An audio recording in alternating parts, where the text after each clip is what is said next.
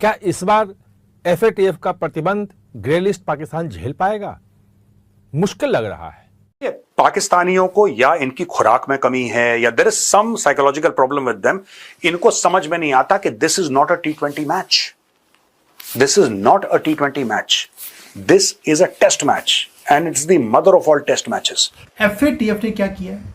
उन्होंने भी बोल दिया कि जो फंडिंग है पहलगाम के लोगों को वो हुई है पाकिस्तान से, और उन्होंने आड़े हाथों लिया है पाकिस्तान को, यानी कि पाकिस्तान एफएटीएफ की ग्रे लिस्ट पे जाने की कगार पर आ गया है। G7 में हमने तमाचा लगा दिया, अब जैसे कैरम बोर्ड में करते हैं वैसे ये एफएटीएफ में दोबारा जाएगा, यानी कि पैसे मिलने बंद। वो टेररिज्म से डायरेक्टली या इनडायरेक्टली जुड़े हुए हैं, और पाकिस्तान को तो वैसे ही ट्रैक रिकॉर्ड है फैटिफ के साथ।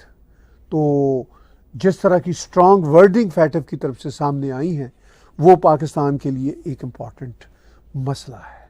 इसमें कॉन्स्पिरेसी क्या है मुझे समझ में नहीं आ रहा, इसमें साजिश क्या है? हम तुम्हारे दुश्मन हैं, हम मुंह पे तुम्हारे बोल रहे हैं कि तुम्हें ग्रे लिस्ट में हम धकेलेंगे, कहानी खत्म हो गई।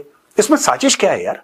साजिश तो वो होती है जो बंद कमरे में अंधेरे में छुप छुपा के 2-3 लोग करते हैं, उसको कहते हैं साजिश। यहां पे खुलेआम मीडिया के सामने बोल रहे हैं कि हम तुम्हें ठोकने वाले, तुम कह रहे हो साजिश कर दी। इसको साजिश नहीं पिटाई कहते हैं। तो एफएटीएफ में सिर्फ नाम आना ही पाकिस्तान को परेशान करने के लिए बहुत है, और इंडिया की एक बहुत बड़ी डिप्लोमेटिक विक्ट्री है ये। एक तरफ अब एफएटीएफ की तलवार है, फिलहाल भले वो गर्दन पर गिरे ना गिरे ये अलग बात है, और दूसरी तरफ ब्रह्मोस है। तो एक तरफ डिप्लोमेसी है, एक तरफ ब्रह्मोस है कि भैया ऐसा है, इधर से निकलेंगे तो फिर ये ठोक देगा।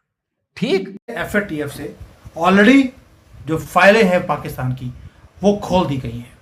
खोली इस तरह से है कि अब ये ग्रे लिस्ट में जाएगा ही जाएगा। हमने भी टेम्परेचर इंक्रीज कर दिया है, और एफएटीएफ वो ऑर्गेनाइजेशन है जो देखती है कि आपकी टेररिस्ट के साथ कैसी सांठ-गांठ है, और पाकिस्तान की सांठ-गांठ हमने दुनिया भर में जाकर हमने सबको दिखाई, एंड एवरीबडी हैज एक्सेप्टेड कि yes this is not acceptable जो भारत सहन कर रहा है।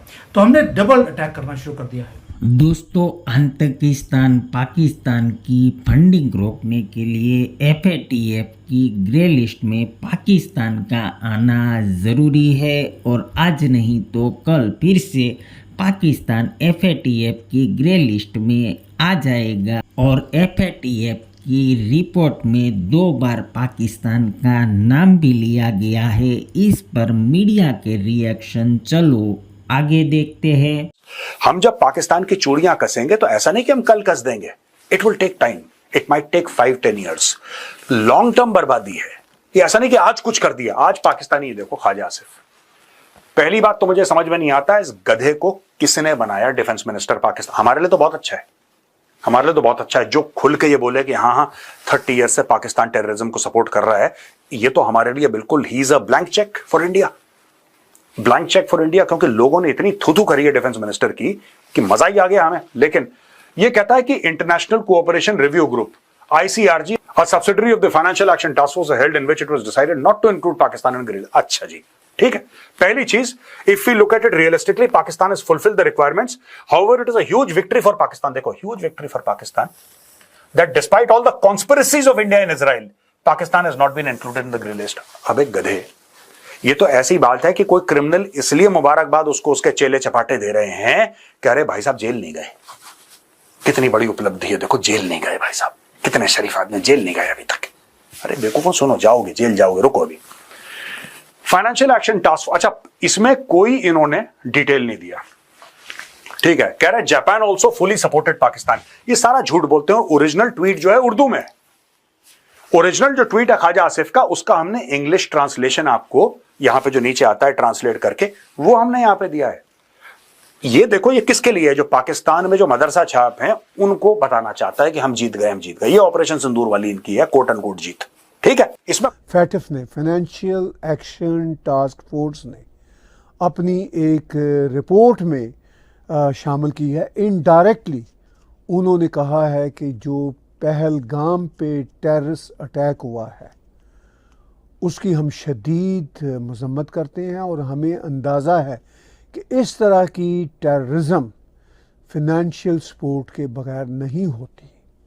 भारत ने फाइनेंशियल एक्शन टास्क फोर्स को कहा हुआ है कि एक बार फिर से इन्वेस्टिगेट किया जाए पाकिस्तान के रोल के हवाले से और पाकिस्तान को फिर से ग्रे लिस्ट में डाला जाए। अभी रिसेंटली कुछ साल पहले तक पाकिस्तान ग्रे लिस्ट में था, बड़ी मुश्किल से बहुत सारी शराइत पूरी करने के बाद पाकिस्तान उस ग्रे लिस्ट से वापस आया। अप्रैल 22 को जो इनकी नजर पड़ी है 2022 में पाकिस्तान इससे बाहर निकल के आया था किसी तरह। इन्होंने ये कहा है स्पष्ट कि जिस तरह से ये टेरर फैलता है, ये लोगों को मारते हैं, दुनिया को डिस्टर्ब करते हैं, लोगों की जिंदगियां उजाड़ते हैं, ये बिना मनी के नहीं हो सकता है। और पाकिस्तान का 2 बार इस पूरे स्टेटमेंट में नाम लिया गया है 22 अप्रैल की घटना से। और इन्होंने कहा है हर घटना के पीछे मनी लॉन्ड्रिंग या मनी फंडिंग होती है, अनलॉफुल मनी टेरर फंडिंग में इस्तेमाल किया जाता है और इस पर जांच होगी और होनी चाहिए। यहां तक तो बात ठीक है। अब एक आदमी अभी कहेगा बाद में कि देख ले भैया पाकिस्तान को तो ये लोन मिल गया, वो लोन मिल गया। बिल्कुल मिल गया, बिल्कुल मिल गया। वो अलग एक इंटरनेशनल डिप्लोमेसी है जो वेस्ट खेलता है, लेकिन उसके साथ साथ इस रिपोर्ट का भी वैल्यू होती है। इंटरनेशनल डिप्लोमेसी जियोपॉलिटिक्स तो पहले भी थी, लेकिन 2022 तक पाकिस्तान ने किसी तरह एड़ी चोटी का जोर लगा के अपना नाम FATF से निकलवाया था। तो भैया अब इसका जो फायदा है, इसका फायदा यह है कि यह डिप्लोमेटिकली बहुत बड़ी विक्ट्री है। जहां पाकिस्तान दुनिया में घूम घूम के कह रहा है कि इंडिया मुझे सबूत नहीं दे रहा कि जो 22 की घटना हुई उसमें मैं इन्वॉल्व था, द स्टेट ऑफ पाकिस्तान या ISI इन्वॉल्व थी। ये पूरा दुनिया में पाकिस्तान घूम घूम के कह रहा है। भारत में कुछ रहने वाले कह रहे हैं कि भारत की डिप्लोमेटिक हार हुई है। साइप्रस में हाईएस्ट अवार्ड दिया जा रहा है। G7 में अपने ही इकोसिस्टम से लड़कर लिबरल पार्टी के मां करनी आपको इनवाइट कर रहा है। बिल्कुल उनकी ऐसी की तैसी हो गई, पर उन्होंने कहा नहीं, इनवाइट तो मैं करूंगा। उसके बाद आप FATF खुद पाकिस्तान का साथियों नाम ले रहा है। इससे ज्यादा फायदा नहीं हो सकता। अब आदमी कहेगा इससे क्या फर्क पड़ेगा। थाने में जब गुंडा एक्ट की लिस्ट बनती है कि गुंडा एक्ट में कौन कौन डाला जाएगा, तो उसमें किसी का नाम अगर संभावित भी आ जाता है और उसे अगर गुंडागर्दी का शौक होता है, तो बिल्कुल समझ लो उसकी ऐसी की तैसी हो जाती है कि अब कोई हरकत करी तो मेरे ऊपर गुंडा एक्ट लगने जा रहा है।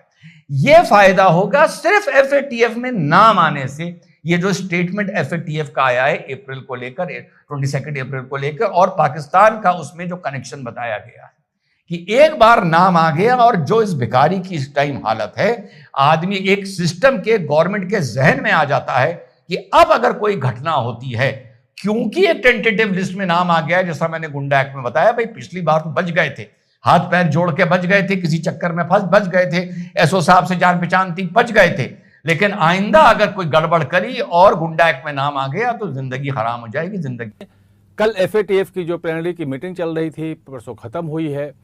उसके बाद जो रिलीज जारी हुआ है उसमें साफ साफ कहा है FATF ने कि इतना बड़ा आतंकी हमला बिना फाइनेंसिंग के नहीं हो सकती, किसी न किसी ने उसको धन उपलब्ध जरूर करवाया है। जाहिर है धन किसने उपलब्ध करवाया, इशारा बिल्कुल साफ साफ पाकिस्तान की तरफ है कि पाकिस्तान ने इस जो आतंकी हमला हुआ है इसकी फंडिंग पाकिस्तान में हुई है। ये FATF ने एक तरह से साफ साफ कर दिया है और ये कहा है कि अगले 6 महीने इसकी मॉनिटरिंग होगी, इसकी जांच होगी और उसके बाद अक्टूबर में फिर FATF की जो बैठक होगी उस बैठक में फैसला होगा कि क्या किया जाए।